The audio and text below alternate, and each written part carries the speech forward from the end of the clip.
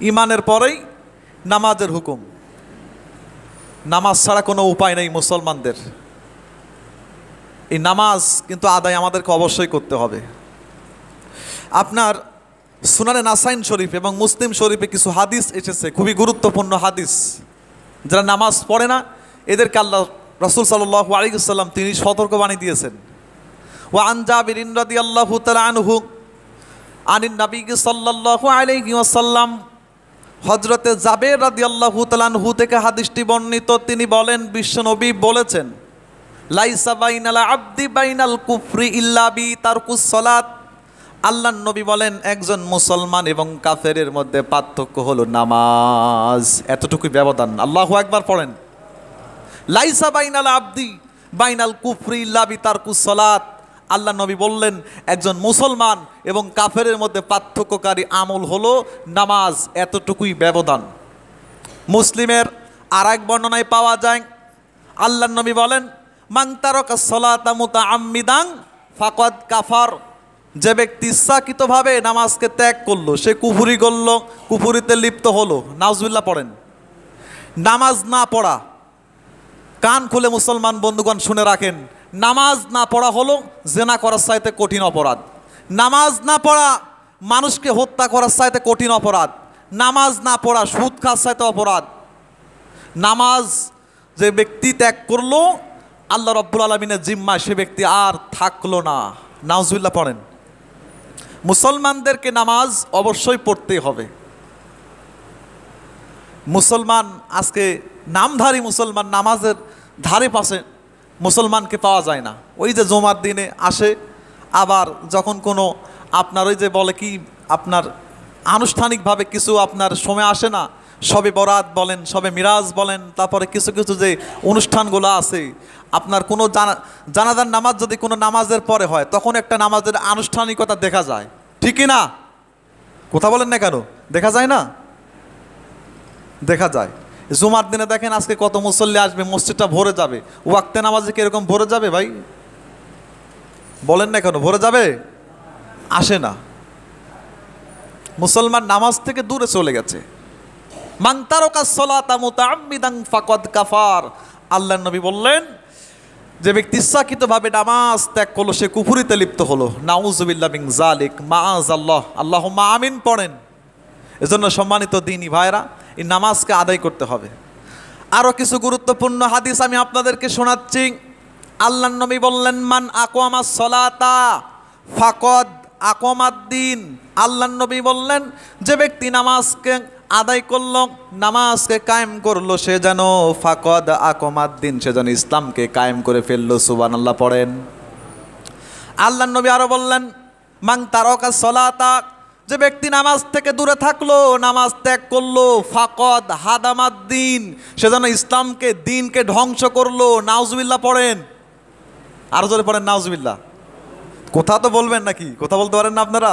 নাউজুবিল্লাহ সুবহানাল্লাহ তো বলতে হবে নাকি? কিছুই যে বলছেন না, কি ব্যাপার? রাগ করেছেন আমার পরে? আপনারা খুবই রাগ করেছেন আমার পরে? তো আমার সাথে কথা বলবেন ইনশাআল্লাহ। তা আল্লাহর নবী বললেন, মান আকামাস সালাতা ফাকাদ আকামাদ্দিন, যে ব্যক্তি নামাজ কায়েম করলো, নামাজ পড়লো, নামাজ আদায় করলো, নিজে পড়লো, স্ত্রীকে পড়াইলো, সন্তানকে মসজিদে নিয়ে আসলো, সে যেন ইসলামকে কায়েম করে ফেললো। সুবহানাল্লাহ। আর যে ব্যক্তি মান তারাকা সালাতা ফাকাদ হাদামাদ্দিন, যে ব্যক্তি নামাজ থেকে দূরে থাকলো, নিজে পড়লো না, স্ত্রীকে পড়াইলো না, স্ত্রীকে তাগিদ দিল না, সন্তানকে তাগিদ দিল না, সে যেন ইসলামকেই ধ্বংস করে ফেললো। নাউযুবিল্লাহ মিন যালিক, মাআযাল্লাহ। খুবই গুরুত্বপূর্ণ হাদিসগুলো। এই হাদিসগুলো হলো আমাদের জন্য, যারা ইমানদার আমরা আছি, যারা মুসলিম বলে দাবি করি, আমাদের জন্য হলো রেড সিগন্যাল। রেড সিগন্যাল বুঝেন? ওই দেখেন না, যখন আপনার যেখানে ট্রেন লাইন থাকে অথবা যখন ট্রাফিক মোড় থাকে সেখানে কিন্তু আপনার রেড সিগন্যাল জ্বলে, জ্বলে না? দেখেন না আপনারা? দেখেন না? অটোমেটিকলি কিন্তু আপনার একটা কাউন্টার অথবা একটা কিছু পড়ে যায় যখন ট্রেন থাকে। দেখেন ট্রেন যখন আসে না, আপনার টিপ টিপ করে এরকমভাবে লাল বাতিগুলো কিন্তু জ্বলতে থাকে। এই হাদিসগুলো হলো মুমিনদের জন্য রেড সিগন্যাল। আপনি যদি এই রেড সিগন্যাল ক্রস করেন নিশ্চিত আপনি কিন্তু অ্যাক্সিডেন্ট হবেন, ঠিক কিনা ভাই? কথা বোঝা যায় আমার? রেড সিগন্যাল যে ক্রস করবে সে লিমিট ক্রস করবে, আর লিমিট ক্রস করার কারণে হয় সে ট্রেনের পড়ে মারা যাবে, আর না হয় পুলিশ তার নামে মামলা দায়ের করবে, ট্রাফিক আইনে তার নামে মামলা দায়ের করবে। তেমনিভাবে আপনি যদি নামাজ ত্যাগ করেন, নামাজ থেকে আপনি যদি দূরে থাকেন, তাহলে কিন্তু আল্লাহর জিম্মায় আপনি থাকলেন না, আল্লাহর জিম্মা থেকে আপনার নামটা আল্লাহ রাব্বুল আলামিন কেটে দিবেন। নাউজুবিল্লাহ পড়েন। আশা করি কথা বোঝা যায় ইনশাআল্লাহ। এজন্য সম্মানিত দ্বীনি ভাইরা, নামাজ আমাদেরকে আদায় করতে হবে, এটা ছাড়া কোনো উপায় নেই। নামাজ অবশ্যই মাস্ট, মুসলমানদের জন্য নামাজ আদায় করতেই হবে। অনেক কথা আছে, দেখেন এবার আমি আপনাদেরকে বলবো, আপনার কিছু কথা বলি। আপনার দেখেন জামাত, এই নামাজটা জামাতে আদায় করতে হবে। রমাজানে এমনও লোককে আমরা দেখেছি যে কোনোদিন নামাজই আসেনি, সেই লোকটাও কিন্তু ফজরের নামাজের জামাতবদ্ধ হয়ে আদায় করেছে। ঠিক কিনা ভাই? কথা বলেন না কেন? ঠিক কিনা? যে ব্যক্তি কোনোদিন মাগরিবের সালাতটা জামাতে আসেনি, সে ব্যক্তিও কিন্তু মাগরিবে এসে জামাতের সাথে সামিল হয়ে গেছে। যে ব্যক্তি এসাতে আসেনি, সে ব্যক্তি এসাতেও আসলো। যে ব্যক্তি ফজরে আসেনি, ফজরেও আসলো। সব সময় নামাজটা কন্টিনিউ করলো রমাজান মাসে। রমাজানের বাহিরে আপনাকে কি আল্লাহ নিষেধ করে দিয়েছে ভাই? বলেন, আল্লাহ কি আপনাকে বলে দিয়েছে যে বান্দা আর নামাজ তুমি পড়ো না, মসজিদে এসো না, জামাতে সামিল হইও না? কে আপনাকে নিষেধ করলো ভাই? তার মানে কি বোঝা যাচ্ছে ভাই? শয়তান আপনাকে দখল করে ফেলেছে ভাই, শয়তান আপনাকে দখল করে ফেলেছে। শয়তান দখল করতে না পারতো আপনাকে, তাহলে আপনি তো আগে আগে নামাজ পড়তে আসতেন, 5 ওয়াক্ত সালাতটি আপনি কন্টিনিউ করতেন। রমজান এবং রমজানের বাহিরে আপনি জামাতবদ্ধ হয়ে নামাজে আসতেন। কথা বলেন ঠিক কিনা? ঠিক কিনা ভাই? কিন্তু আসেন না, তার মানে কি? শয়তান আপনাকে দখল করে ফেলেছে। শয়তান দখল যদি আপনাকে না করতো, তাহলে আপনি 5 ওয়াক্ত নামাজে আপনি জামাতবদ্ধ হয়ে করতেন। রমাজানে আপনি এত ইচ্ছা পোষণ করলেন, এরাদা হলেন, একবার কঠোর আপনি নিয়ত করলেন যে আমি জামাতে নামাজটা পড়বই, আপনি পড়তে পেরেছেন ঠিক। রমজানের বাহিরে আপনার নিয়তটা খারাপ হয়ে গেছে, রমজানের বাহিরে আপনার নিয়ত খারাপ হয়ে গেছে, আপনার নিয়তের মধ্যে গড়মিল হয়ে গেছে, আপনাকে শয়তান ধোঁকায় ফেলেছে, আপনি সেই ধোঁকায় পড়ে আপনি জাহান্নামের দিকে অগ্রসর হচ্ছেন। নাউজুবিল্লাহ পড়েন। এজন্য জামাতবদ্ধ হয়ে 5 ওয়াক্ত সালাত মুসলমানদের জন্য আদায় করতে হবে, এটা মাস্ট। আল্লাহ সুবহানাহু ওয়া তাআলা ফরজ করেছেন। জামাতের বাহিরে নামাজ মুসলমানদের জন্য আছে ঠিক, কিন্তু কিভাবে নামাজ মানুষ বাড়িতে পড়তে পারে? প্রথমে দেখেন আল্লাহ কি বলেছে। আল্লাহ রাব্বুল আলামিন জামাতে নামাজ সম্পর্কে সুন্দর করে আমাদেরকে জানিয়েছেন। আল্লাহ রাব্বুল আলামিন বলেন, ওয়ারকাউ মা'আর রাকিঈন। আল্লাহু আকবার পড়েন। কোরআনুল কারীমের 2 নম্বর সূরা সূরাতুল বাকারার 43 নম্বর আয়াতের অংশ এটা।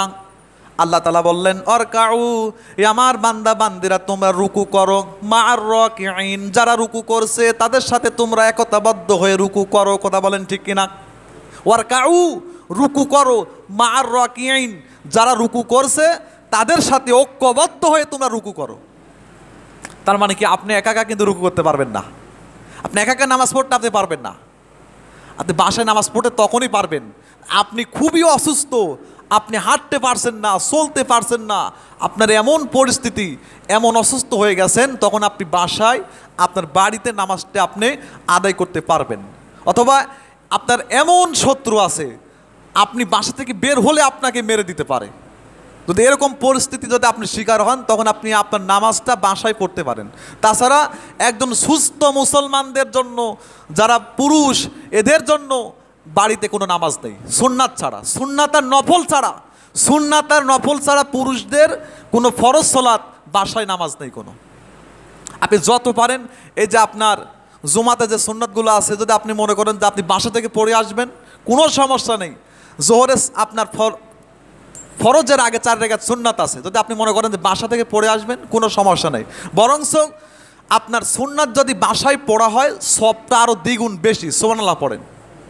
তারপরে ফজরের আগে 2 রাকাত সুন্নাত আছে, এই 2 রাকাত সুন্নাত যদি আপনি বাসায় পড়তে পারেন, আল্লাহ আপনাকে আরও দ্বিগুণ সব বেশি দান করবে। সুবহানাল্লাহ পড়েন। কিন্তু পুরুষের জন্য, একজন সুস্থ পুরুষের জন্য বাসায় কোনো নামাজ নেই, কোনো নামাজ নেই। আর নামাজ, বাসায় যে নামাজ আপনি পড়বেন, এটা পরিপূর্ণ নামাজের হকটা আদায় হবে না, পরিপূর্ণ সওয়াবও আল্লাহ সুবহানাহু ওয়া তাআলা আপনাকে দিবেন না। কিছু কিছু সময় দেখেন বাসায় নামাজ পড়তে গেলে কিছু কিছু ভুল হয়ে যায়, ভুল হয় না? অনেক সময় দেখেন ভুল হয়ে যায়, মানে আওলায় যায়। তো অনেক সময় আপনার ইমার্জেন্সির কারণে কিন্তু অনেক সময় আমাকেও কিন্তু বাসায় সলাৎ পড়তে হয়। আমার ব্যক্তিগত কথা বলছি, আমি যদি কোনো ইমার্জেন্সির কারণে জামাত যদি না পাই, বাসায় পড়তে হয়, সময় আমার নিজেরও ভুল হয়ে যায়, মানে কী পড়তেছে নিজেও জানি না, আবার 2-3 দিন আমাকে নিয়ত করা লাগে। তার মানে কি? তার মানে এখান থেকে বোঝা গেল যে জামাতে একটা আল্লাহ পাকের রহমত আছে। যে ব্যক্তি নামাজে সূরা ফাতিহা জানে না, কিচ্ছু জানে না, সে ব্যক্তি যদি ইমামের সাথে পড়ে, কিছু না হলেও সে রুকু সেজদাগুলো সঠিকভাবে আদায় করতে পারবে। তা বলেন ঠিক কিনা? এজন্য সম্মানিত দিনী ভাইরা, নামাজটাকে মসজিদে এসে পড়েন। পুরুষের জন্য, একজন সুস্থ পুরুষের জন্য আপনার জামাত ছাড়া বাসায় কোনো নামাজ নেই। আল্লাহ রাব্বুল আলামিনের নবী তিনি উম্মে মাকতুম রাদিয়াল্লাহু তাআলা আনহুকে তিনি ছাড় দেননি গো। হযরতে উম্মে মাকতুম রাদিয়াল্লাহু তাআলা আনহু তিনি অন্ধ সাহাবী ছিলেন। আল্লাহর নবীর কাছে হযরতে উম্মে মাকতুম রাদিয়াল্লাহু তাআলা আনহু তিনি আসলেন। আসার পরে বললেন, ইয়া রাসূলুল্লাহ, ইয়া হাবিবাল্লাহ, আমি তো অন্ধ মানুষ, আমাকে কি একটু রুখসত দেওয়া যায় না? আমাকে কি একটু ছাড়পত্র দেওয়া যায় না? আমি যেন নামাজটা বাসাতেই পড়তে পারি। আল্লাহর নবী বললেন, এ আমার সাহাবী উম্মে মাকতুম রাদিয়াল্লাহু তাআলা আনহু, তোমাকে ছাড় দেওয়া হলো, তুমি বাসায় নামাজ পড়ো। হযরতে উম্মে মাকতুম রাদিয়াল্লাহু তাআলা আনহু তিনি যখন ছাড়পত্র পেয়ে গেলেন, ছাড়পত্র পাওয়ার পরে তিনি চলে যাচ্ছেন, মাঝখানে তিনি চলে গেলেন, মাঝ পথে তিনি চলে গেলেন। যাওয়ার পরে আল্লাহর নবী বললেন, আমার সাহাবী উম্মে মাকতুম রাদিয়াল্লাহু আনহুকে আবার ডেকে আনো। হযরতে উম্মে মাকতুম রাদিয়াল্লাহু তাআলা আনহু তিনি আল্লাহর নবীর কাছে আসলেন। আসার পরে বললেন, আল্লাহর নবী বললেন, হে আমার সাহাবী উম্মে মাকতুম রাদিয়াল্লাহু তাআলা আন, তুমি কি নামাজের জামাতের আজান কি তুমি তোমার শুনতে পাও নাকি? তোমার কান পর্যন্ত আজান কি পৌঁছায় নাকি? হযরতে উম্মে মাকতুম রাদিয়াল্লাহু তাআলা আনহু বললেন, ইয়া রাসূলুল্লাহ, ইয়া হাবিবাল্লাহ, আমি মসজিদের আজান শুনতে পাই। আল্লাহর নবী বললেন, এ আমার সাহাবী, তুমি অন্ধ হয়েছে তাতে কি হয়েছে? তুমি আজান শুনবে, জবাব দিবে এবং জামাতে এসে নামাজ পড়বে। আল্লাহু আকবার পড়েন। দেখেন, একজন অন্ধ সাহাবীকে আল্লাহর নবী রুখসত দেননি, ছাড়পত্র দেননি। আপনি সুস্থ থাকার পরে, আপনার চোখ আছে, আপনার পা আছে, তারপর আপনি কেমনে নামাজ পড়েন বাসায়? ভাই, অনেককে জিজ্ঞাসা করা হলে বলে যে ভাই বাসায় নামাজ পড়ি। তা আপনি কি অন্ধ? বলেন। আল্লাহ তো আপনাকে অটোমেটিকলি অন্ধ করে দিতে পারতো না?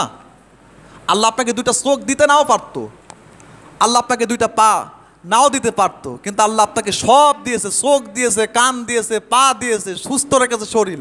তারপরও কেন আপনি বাসায় নামাজ পড়েন? বলেন। আল্লাহ নবী অন্ধ সাহাবীকে ছাড় দেয়নি, আর আপনি সুস্থ থাকার পরেও